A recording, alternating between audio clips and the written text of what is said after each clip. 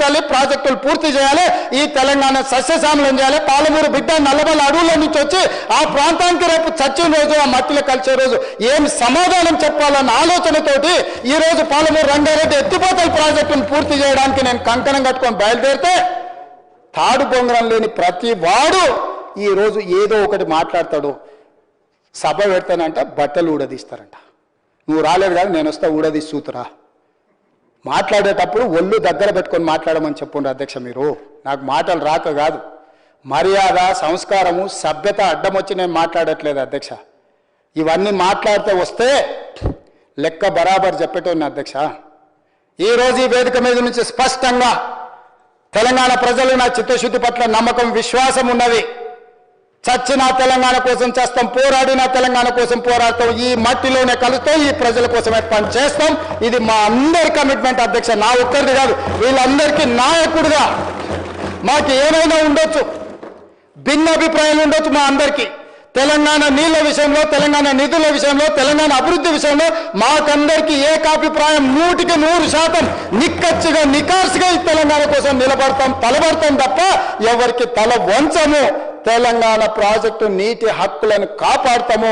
ఇవాళ ఉత్తమ్ కుమార్ రెడ్డి గారు ఏదైతే రాసిండ్రో 45 టీఎంసీలు మొదటి విడత, 45 టీఎంసీలు మలి విడత అనుమతులు రావాల్సిందే. లేకపోతే జూరాల నుంచి 70 టీఎంసీలు మేము తరలిస్తాం. ఇవాళ జూరాల నుంచి అక్కడికి మార్చడం వల్ల జూరాల మన ప్రాజెక్ట్, కర్ణాటక నుంచి వచ్చే కృష్ణా జలాలు, భీమా జలాలు మొదట జూరాలనే వస్తాయి. వచ్చినట్టే ఇటే తెచ్చుకుంటే ఎవరు వస్తారో చూస్తా. జగన్మోహన్ రెడ్డి వస్తాడా, చంద్రబాబు నాయుడు గారు వస్తారా, నరేంద్ర మోడీ వస్తాడా ఆపడానికి నేను కూడా చూస్తా అధ్యక్ష. ఇవాళ శ్రీశైలంకు తరలించినందుకే అంతర్రాష్ట్ర ప్రాజెక్ట్ అవడం వల్ల ఈ రోజు వాళ్ళు అభ్యంతరం పెట్టడం వల్ల జూరాలలో మనం పనులు చేసుకోలేని పరిస్థితి వచ్చింది అధ్యక్ష. అనుమతి ఇచ్చిండ్రా, సరే అనుమతి ఇవ్వకపోతే జూరాల నుంచే నీళ్లు తెచ్చుకుంటాం, ఎవరో చడ్డుకుంటారో నేను చూస్తా అధ్యక్ష. తెలంగాణ పట్ల, తెలంగాణ రైతుల పట్ల మా చిత్తశుద్ధిని ఎవడైనా ప్రశ్నిస్తే ఆయన తోలు తీస్తా అన్నాడు కదా అధ్యక్ష.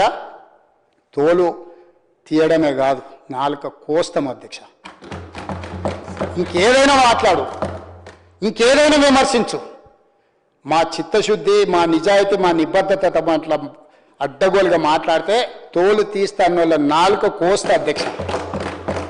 ఈ పదాలు అన్పార్లమెంటరీ అయితే మీరు రికార్డుల నుంచి తొలగిస్తుండొచ్చు, కానీ ప్రజల మధ్యలో శాశ్వతంగా రిజిస్టర్ చేయడానికి నేను అధికారికంగా ఈ మాట మాట్లాడుతున్నా అధ్యక్ష. మనం అందులో ముఖ్యంగా కేసీఆర్ గారిని నోటికొచ్చినట్టుగా మాట్లాడుతుంటే హృదయం రగిలిపోతున్నది, ఇది వాస్తవం. కానీ నా ప్రార్థన మీతో ఒకటే, అనేవాళ్ళు అవతల వాళ్ళు వాళ్ళకు ఒక స్థాయి ఉంటే మనం బాధపడాలి. కానీ ఎన్టీ రామారావు గారు, స్వర్గీయ నందమూరి తారక రామారావు గారు ఎప్పుడో చెప్పారు, అంగుష్టమాత్రులు, కుక్కమూతి పిందెలు కాంగ్రెస్ నాయకులు అని. నిజంగా ఇవాళ ఆ అంగుష్టమాత్రుడు అనే పదానికి, అనే మాటకి అర్హుడెవడని ఉన్నాడంటే రేవంత్ రెడ్డికి మించిన వాడు ఎవడు లేడు. కుక్కమూతి పిందెలు అని కాంగ్రెస్ నాయకులను తారక రామారావు గారు అనేది ఖచ్చితంగా వారికి తగిన మాట అది. ఎందుకంటే ఒక్కసారి ఆలోచిస్తే నదీ జలాలు అని చెప్పి నిన్న చర్చ పెట్టారు. అసలు ఈ ముఖ్యమంత్రి గారికి బేసిన్లు తెలియదు, బేసిక్స్ అంతకంటే తెలియదు. దేవాదుల ఏ బేసిన్లో ఉంది అని అడిగే వ్యక్తి ఇరిగేషన్ మీద మాట్లాడుతూ అంటాడు. అట్లాగే ఆయన ముఖ్యమంత్రి అయిన తర్వాత వట్టెం పంప్ హౌస్ మునిగినా ఇంతవరకు కనీసం దాని మీద సమీక్ష చేయలేని అసమర్థుడు రేవంత్ రెడ్డి. ఎస్ఎల్బీసీ టన్నలు తన అవినీతి వల్ల కుప్పగొలితే 8 మంది అందులో సజీవంగా జల సమాధి అయితే ఇంతవరకు వాళ్ళ శవాలను కూడా బయటికి తీయలేని ఒక అసమర్థ పరిపాలకుడు రేవంత్ రెడ్డి. సుంకిశాల రిటైనింగ్ వాళ్ళు పేక మేడలాగా కుప్పకూలితే ఏ సంస్థనైతే నిర్మాణం చేస్తోందో ఆ సంస్థను బ్లాక్ లిస్ట్ చేయాలి అని నీ డిపార్ట్మెంట్ స్వయంగా సిఫారసు చేసినా దాన్ని అమలు చేయలేని అర్భకుడు రేవంత్ రెడ్డి. అట్లాగే ఆయన పరిపాలన గురించి ఒక మాటలో కట్టే కొట్టే తెచ్చే అన్నట్టు చెప్పాలి అంటే ఏమున్నది పరిపాలన గొప్పతనం ఈ 2 ఏళ్లలో? పేల్చివేతలు, కూల్చివేతలు, ఎగవేతలు.